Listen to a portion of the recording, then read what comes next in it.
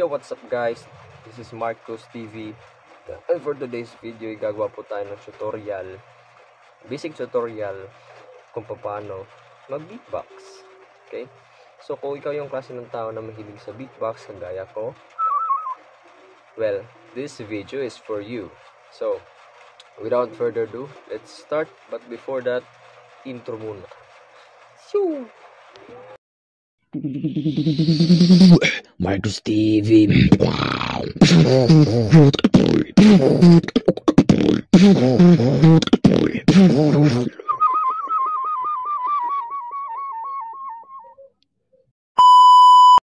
Okay, so andito na tayo guys sa video. So, before ako mag-start na ituro yung BTK, pinaka-basic na sa beatbox, let me first introduce to you what is BTK.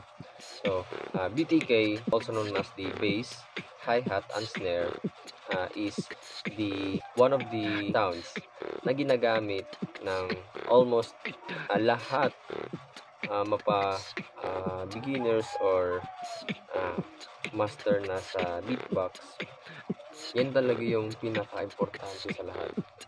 Kumbaga, hindi mabubuo ang 1 million kung walang piso. Diba? Ganun. So sa beatbox, hindi makikreate lahat ng iba't ibang klase ng tunog kung hindi muna nagsimula sa pinakauna, which is yung BTK. So, it is important na dapat marunong ka muna nung pinaka-basic na yon bago mo pag-practicein yung iba't ibang klase na ng tunog na pwede mong pag-practicein. Ganon. So, okay. So, ano nga ba yung tunog ng B or yung bass? So, basically, yun, yung tunog ng bass is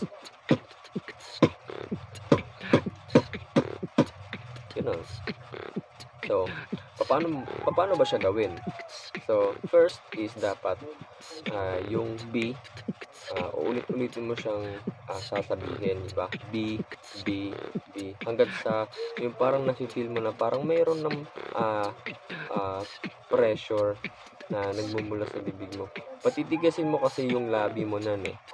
But, P, P. Tapos, tutulak mo gamit yung hangin mo. P, P. Ganon. Diba? Lalagyan mo ng pwersa yung labi mo, didikit mo sila, then P. Ganon. Ibiglain mong ilabas. Then, at the same time, sasabihin mo yung word na B. Then, kapag makuha mo na yung tunog, parang feel mo, nakukuha mo na yung tunog, try mong alisin yung word na B. And then, iiwan mo lang yung tunog. Ganito. B. B. B.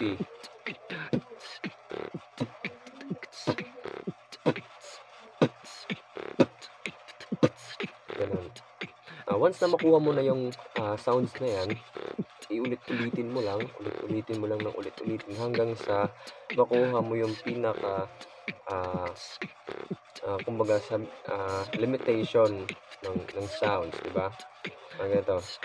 Yung sa akin kasi yung kumbaga para sa akin is nakuha ko na talaga yung pinaka-timpla niya. Kumbaga yung tamang timpla ng beat or ng bass. Yung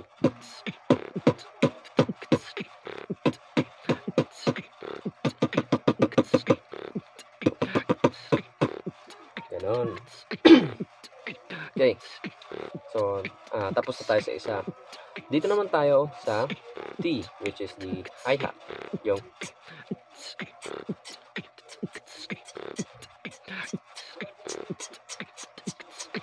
ganon. So, kagaya din nung nauna, nung B, kailangan mo ring i-pronounce yung word na T. T. T. Pero dapat, kung ito yung ngipin mo, yung dila mo, nakalapat dapat dyan. Okay, kumbaga ito yung dila mo, nakalapat dyan. At itutulak mo siya. Pero, lalagyan mo ng nung tunog. Lalagyan mo ng tunog And at the same time, itutulak mo siya while pinopronounce yung word na T. Na chi, chi, chi, chi. Parehas din nun kung nagpo-pronounce ka ng S, diba? S. Nakukuha mo na yung tunog, pero kailangan may follow muna sa unahan, diba?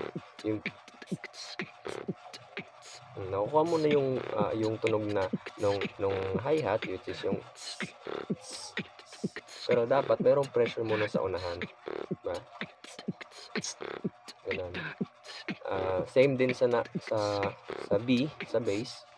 Ulit-ulitin mo siya, then pag makuha mo na yung saktong timpla nung hi-hat, tatanggalin mo na yung words na P. Then iiwan mo lang doon yung tunog. Parang ganito. C, C, C, C.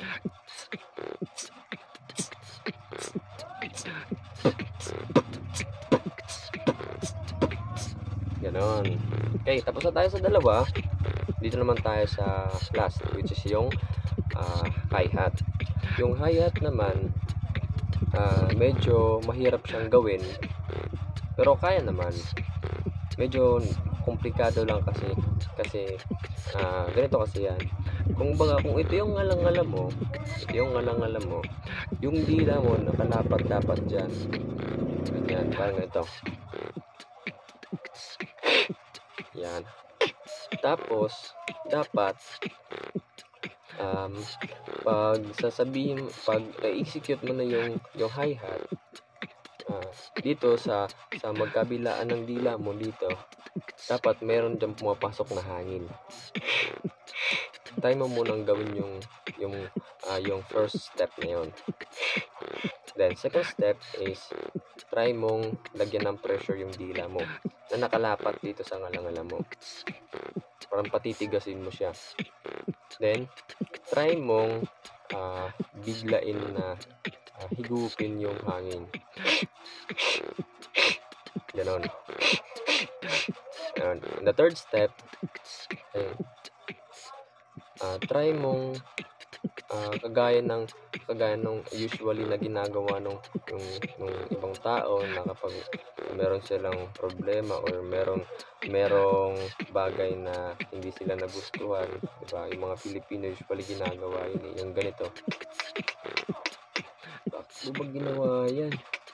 Yun kasi yung first na kumbaga yun kasi yung sign na nung kaparehas yung tunog ng sa hi-hat.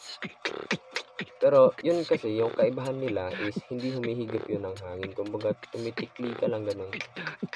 Tumitikli ka lang. Yung sa hi-hat is yun yung tunog nun. Pag ma-master mo na yung tunog ng hi-hat, ganito nun tunog nun.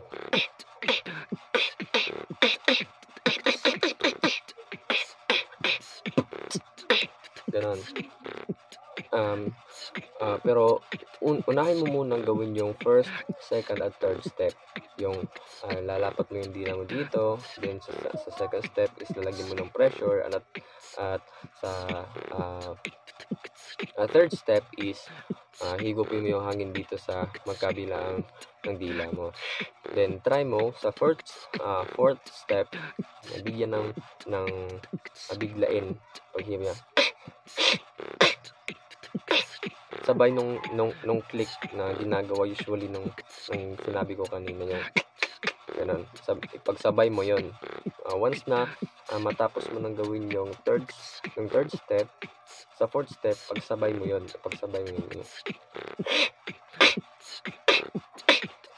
Ganun. Hey. Nan.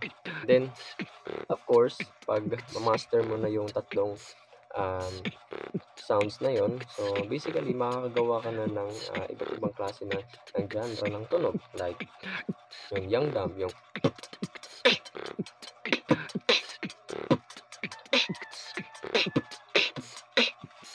or yung yung kagaya ng kay Neil, yung last na binits na beatbox niya, di ba yung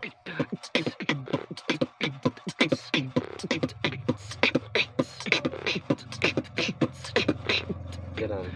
Makaka-create ka na ng iba't ibang klase ng genre ng tunog once na ma-master mo yung tatlong sounds na yon. So, ayun lang po guys. Thank you for watching. Kung